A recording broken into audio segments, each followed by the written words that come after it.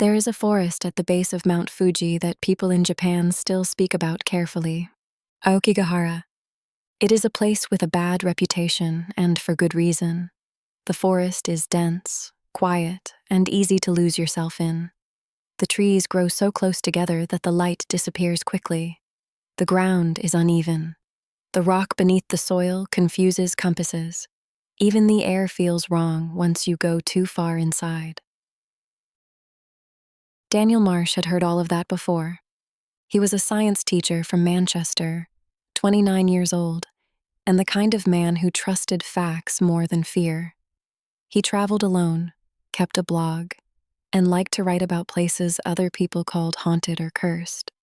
That was why he came to Aokigahara. He wanted to prove there was nothing special about it. He entered the forest just before noon on a hot August Thursday. At first, the place seemed exactly like any other forest. Trees, shade, dry ground, birds in the distance. But the deeper he went, the quieter it became. By late afternoon, the silence was almost complete. Daniel set up a small camp near a cluster of roots and checked his recorder. Dense forest, quiet, nothing unusual, he said. Then he stopped the recording. A second later, a voice came from the trees. "Don't go further." Daniel stood still. He turned his head toward the sound, but there was no one there. He told himself it was another hiker, sound carrying strangely through the trees, something simple. He sat back down and waited. As the light faded, the voices began. Not one voice, several. A woman speaking Japanese from somewhere to his left. A child laughing once, then stopping. An older man repeating words Daniel did not understand. The sounds did not come from one place. They seemed to move around him, circling the camp, always just out of sight. Daniel tried to stay calm. He wrote in his notebook that it was probably stress, poor visibility, and the strange way sound traveled in the forest. Then he heard something that made his stomach drop. His mother's voice. "Daniel." He turned so fast, his headlamp swung wildly across the trees. No one. The forest was still. Too still. He told himself it was memory, fatigue, his own mind playing tricks. But now he did not feel alone anymore. He felt watched. By nightfall, the forest had become almost completely dark. Daniel could still see the edge of his camp, but everything beyond it was swallowed by shadow. Then he saw a man standing between the trees, gray jacket. Still. Facing away from him. Daniel stared for a few seconds, waiting for the figure to move. It did not. He lifted the headlamp again. The beam hit the figure, and the figure was gone. In its place was only a tree trunk. Daniel's breathing quickened. He stood up, angry at himself now, angry for being afraid. He told himself he was tired. That was all. Then he heard footsteps, slow, closer, coming from behind him. He spun around. Nothing. Then the steps came again, this time from his left. He turned. Still nothing. The sound kept moving around him, as if something were circling the camp. Daniel reached for his knife, more out of fear than courage. Then he saw it. A man standing just beyond the edge of the light. Gray jacket. Same height, same shape. But this time, the face was turned toward him. Daniel took one step back. The face looked like his own, not similar.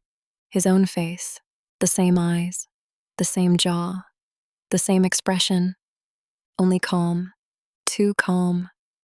Daniel froze. The figure smiled. That was when Daniel understood something terrible. This was not a person. It was not a trick of the light. It was the forest showing him what it had pulled out of him.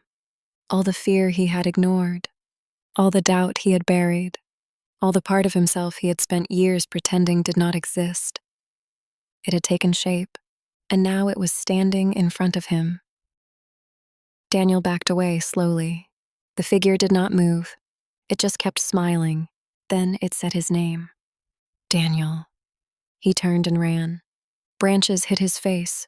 Roots caught his feet. He stumbled hard, caught himself, and kept going. But the forest seemed to twist around him. Every direction looked the same. Every tree looked too close. Every shadow seemed to shift when he passed.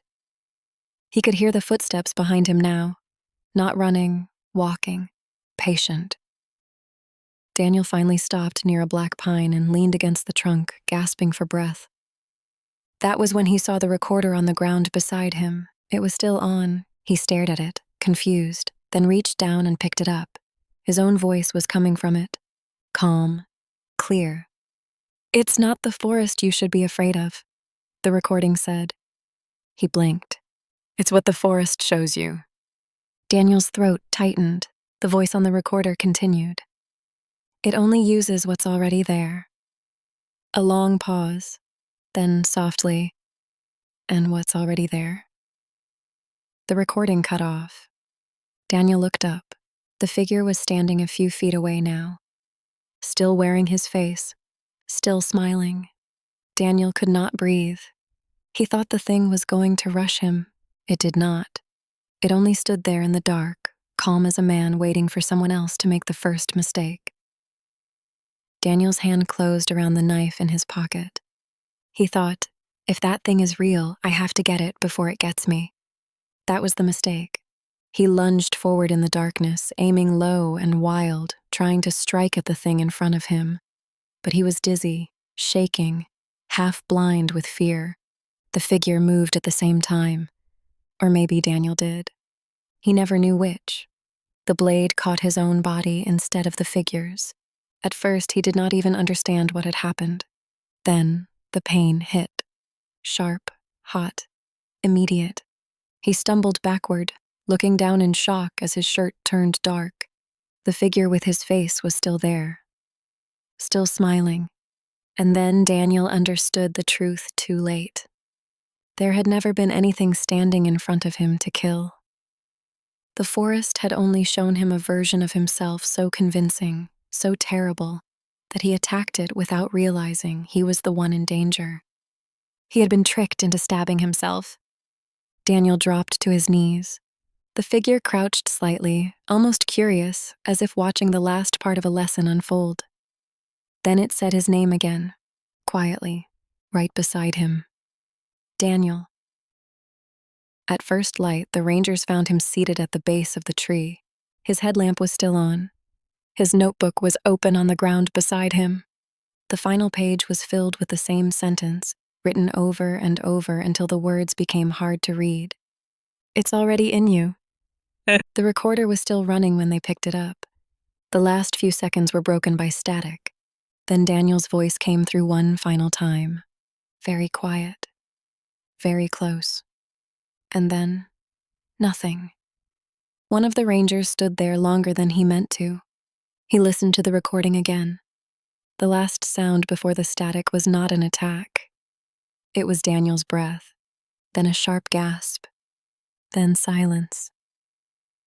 The ranger looked up at the trees and understood something he did not want to understand.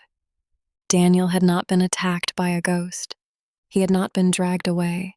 He had not been cursed in any visible way. The forest had simply shown him something so wrong that he tried to fight it. And in the dark, he stabbed himself. The forest did not need to kill him. It only needed him to believe he was fighting something else. The ranger closed the recorder slowly. Behind him, the forest stood perfectly still. Too still. The end. If you have made it this far in the video, thank you for watching The Midnight Archive. If you enjoyed this story, please consider subscribing for more horror short stories like this. You can also find more stories on Spotify under The Midnight Archive. Thank you for listening. Good night and sleep well.